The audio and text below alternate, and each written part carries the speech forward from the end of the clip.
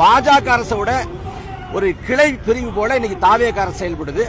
கொஞ்சம் பொறு, மிஷின் நிக்கட்டும். மாப்பிள்ளை சீமான் உள்பட எல்லாரும் இங்க இருக்கிறாங்க. ஒரு 2 மாசத்துக்கு முன்னால் அந்த மேடை இதே மாதிரி இருந்தா நிலைமை என்ன இருக்கும்? தமிழ்நாடு புடுங்கிருப்பாரு.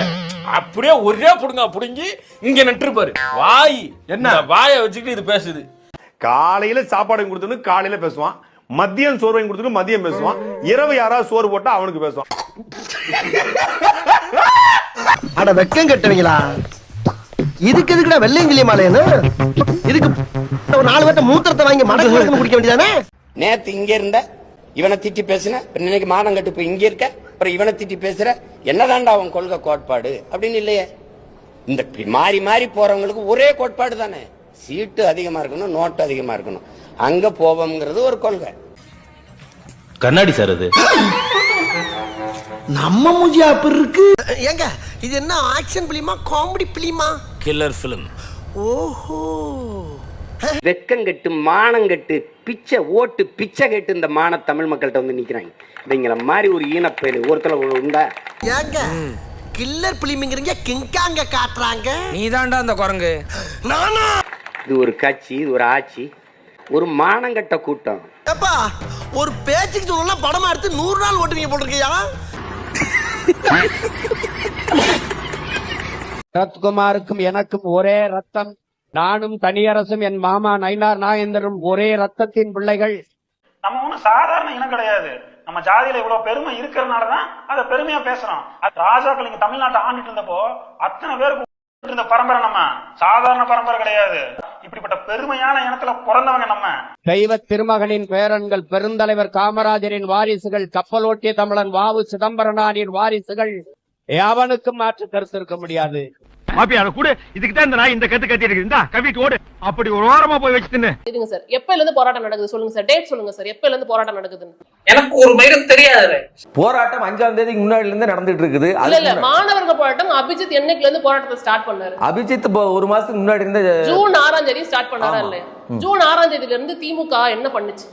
நான் ஒண்ணுமே பண்ணலையாடா. அதானுங்க, ஏதாவது பண்ணா தானே போடுவாங்க. நீங்க தான் ஒண்ணுமே பண்றது இல்லையே.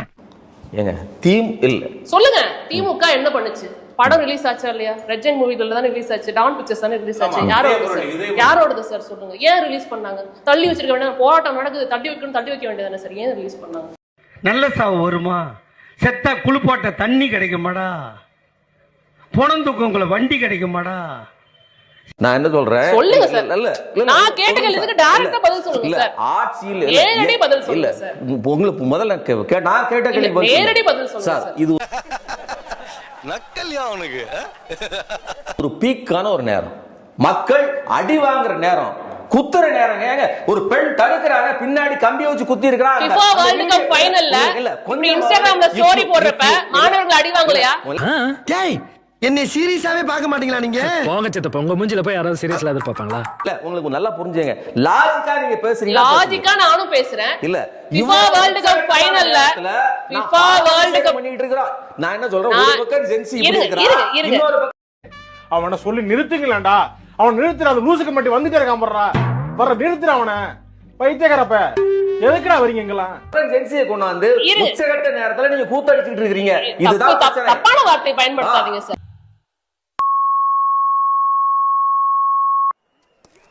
இது பேச்சு தப்பான வார்த்தை. கூத்தடிக்கலாமா சார்? கேள்வியை உள்வாங்கிக்க மாட்டேங்கிறீங்களே சார். திரையரங்குல என்னங்க கூத்தடிக்காம கோயிலா கும்பிட முடியும்? கேள்வியை உள்வாங்கிக்கோங்க சார். தயவு செஞ்சு மேன் இவ்வளவு கஷ்டப்பட்டு வந்திருக்காங்க, தயவு செஞ்சு கோஆபரேட் பண்ணுங்க. நார்மல் பீப்பிள் கிடையாது, நம்ம இன்ஃப்ளூயன்சர் ஃபியூச்சர் ஸ்டார்ட் பண்ண நவுந்தல்ல. FIFA வேர்ல்ட் கப் ஃபைனல் அப்ப நீங்க ஸ்டேட்டஸ் போறப்ப மாணவர்கள் அங்க அடி வாங்கலையான்னு கேட்டேன். இல்லங்க கேக் வெட்டி போடுறது இன்ஸ்டாகிராம்ல நைட் மிட்நைட்ல போஸ்ட் ஒரே ஒரு கேள்வி அண்ணே உடனே தானே அது சொல்லிடுங்க. FIFA வேர்ல்ட் கப் ஃபைனல் நடக்கிறப்ப மாணவர்கள் அங்க அடி வாங்கலையான்னு கேட்டேன். நீங்க வந்து ஸ்டேட்டஸ் போட்டீங்களே, FIFA வேர்ல்ட் கப் ஃபைனலுக்கு ஸ்டேட்டஸ் போட்டீங்களே, அப்ப மாணவர்கள் அங்க அடி வாங்கலையான்னு கேட்டேன். இப்போ என்ன நடந்துட்டு இருக்கு?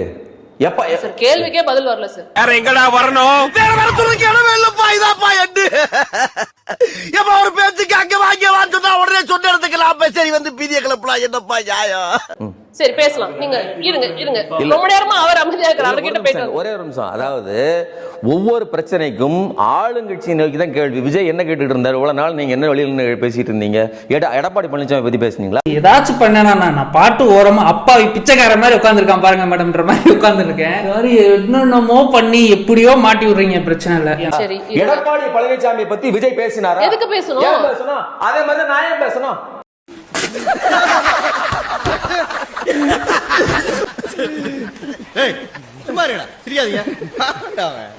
நீங்க உங்களுக்கு புரியுதா புரியலையா? புரியல. சரியில்லைன்னு சொல்லி தானே உங்களை மாத்தி இருக்குது. நீங்க எதுக்கு வந்து உட்கார்ந்து கூத்தடிக்கிறீங்க? நான் அவர்கிட்ட கேக்குறேன் சார்.